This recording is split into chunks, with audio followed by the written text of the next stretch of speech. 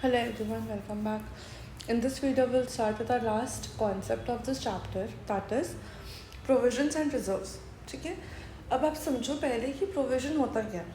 आपने इतना सारा प्रोविजन बनाया, provision for bad and doubtful debt, provision for depreciation, provision for discount to debtors, provision for taxes, ये सारे आपके प्रोविजंस होते हैं.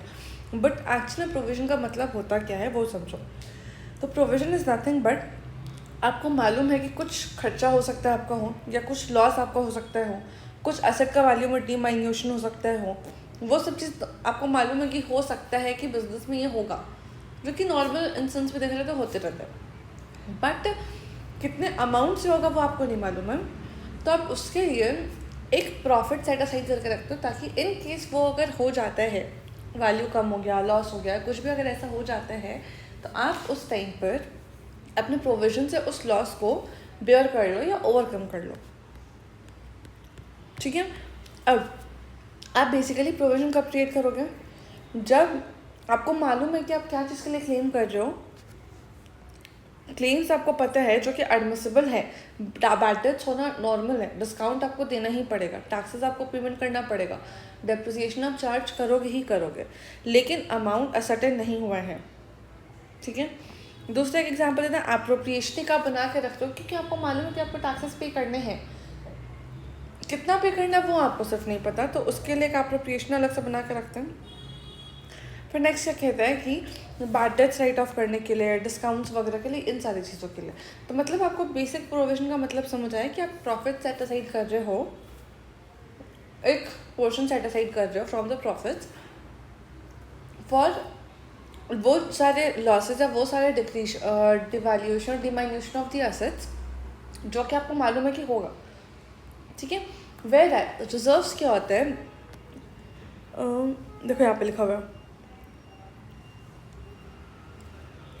रिजर्व्स इज आपको जो प्रॉफिट, नेट प्रॉफिट फाइनल बचा, उससे आप एक हिस्सा अलग कर रहे हो अदर दैन प्रोविजन के लिए. अब क्या क्या प्रोविजन मतलब other than depreciation, value of assets का डिमाइन्यूशन, इन सारी चीज़ों को छोड़ के बाकी चीज़ों के लिए.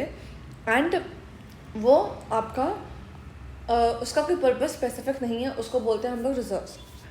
प्रोविजन में मेजर डिफरेंस ये है कि प्रोविजन में आपको मालूम है कि बैड डेट्स होगा, कितना अमाउंट होगा आपको वो नहीं पता.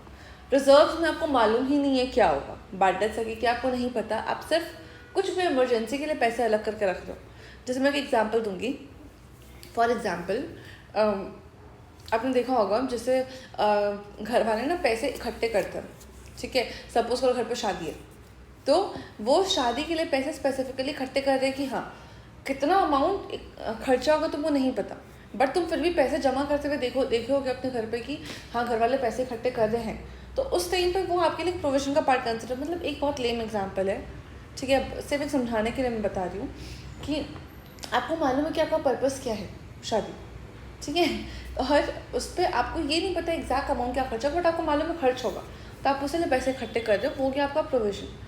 और आपने देखा होगा कि घर वाले ना इमरजेंसी फंड बोल के भी कुछ पैसे रखते हैं, मतलब कि कुछ भी इमरजेंसी हो जाए, कुछ भी आपको नहीं पता क्या चीज़, बस उसके लिए आप एक अलग से पैसे रखे हो, उसको बोलते हैं रिजर्व्स. पर्पस मालूम है प्रोविजन, नहीं मालूम है रिजर्व्स. इस तरीके से आप कंसिडर कर सकते हो. दूसरा चीज़ है कि प्रोविजन जनरली आपका कुछ यहाँ पे टर्म यूज़ किया गया था,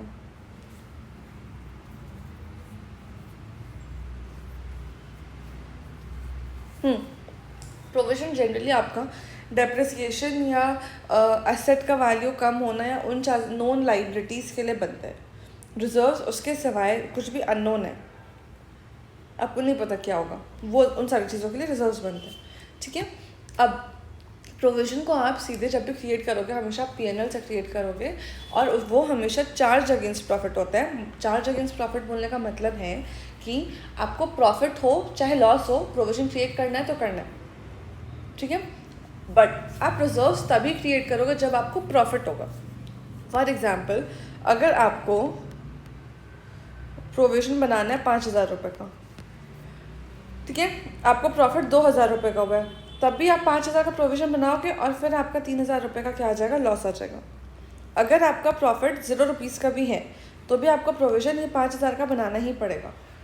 बट अगर मैं रिजर्व्स की बात करूँ, अगर आपका प्रॉफिट 0 रुपीज़ का है और अगर आपको रिजर्व्स 5,000 क्रिएट करना था तो आपको क्रिएट करने की ज़रूरत ही नहीं है। क्यों? क्योंकि आपके पास प्रॉफिट है ही नहीं। आपको समझ आए? चार्ज अगेंस्ट प्रॉफिट मतलब होता है कि आपको प्रॉफिट हो चाहे नहीं हो, आपको क्रिएट करना ही करना है। बट एप्रोप्रिएशन ऑफ प्रॉफिट मतलब होता है कि अगर आपके पास प्रॉफिट होगा तभी आप क्रिएट करोगे, वरना आप क्रिएट नहीं करोगे। आपको एक डिफरेंस समझ आए प्रोविजन और रिजर्व्स में? तो चलो हम अपना क्वेश्चन पे आते हैं।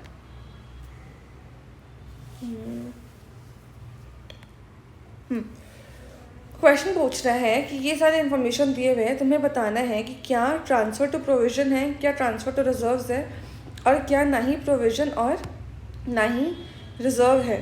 अब देखो, डेप्रिसिएशन जो होता है उससे आप प्रोविज़न ट्रांसफ़र करते हो, depreciation to provision for depreciation की एंट्री करते हो, तो ये चल जाएगा आपका प्रोविज़न में।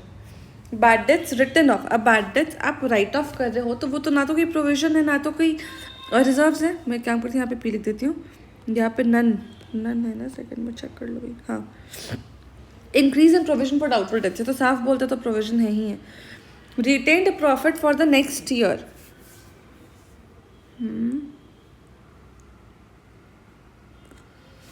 ये मेरे हिसाब से रिजर्व्स लग रहा है मुझे, एक बार चेक करती मैं। हाँ देखो, ये आपका रिटेन प्रॉफिट आपका रिजर्व्स क्यों है? क्योंकि आपने प्रॉफिट को रखा है अपने पास अगले साल के लिए। किस चीज़ के लिए रखा है वो तो आपको स्पेसिफाई नहीं कर रहा है क्वेश्चन, राइट? आपने बस अगले साल के लिए प्रॉफिट रख दिया, तो दैट इज़ रिजर्व्स, ठीक है। अब लाइबिलिटी फॉर टैक्स, ये भी आपका प्रोविजन का पार्ट है, क्योंकि आपको मालूम है कि आपका खर्चा टैक्स का होगा, बट कितना होगा यू नेवर नो, ठीक है।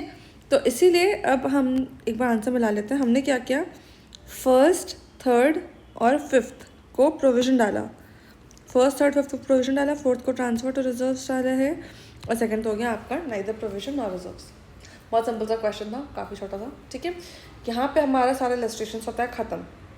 अब इसके बाद ना एडजस्टमेंट्स का एक समरी दिया हुआ है, इसको भी हम गो थ्रू कर ले क्या।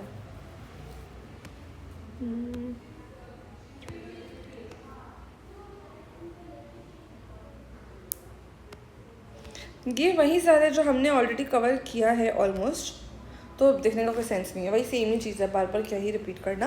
तो अब हम एक काम करेंगे नेक्स्ट वीडियो में, अगर आपको इन केस ये समझने में दिक्कत हो रहा होगा आप मुझे मैसेज करना, मैं इसकी एक अलग से वीडियो बना के डाल दूँगी फिर। बट मेरे हिसाब से आपको समझ आ गया होगा, आई गेस सो, अगर मैंने अच्छा समझाया होगा तो ऑफकोर्स, ठीक है। तो मैं काम करती हूँ अभी, पहले प्रैक्टिकल क्वेश्चन से स्टार्ट करती हूँ, ठीक है। तो तब तक आप चैनल सब्सक्राइब करना, वीडियो लाइक करना, दोस्तों के साथ शेयर करना ना भूलें। मिलते हैं नेक्स्ट वीडियो में, बाय बाय।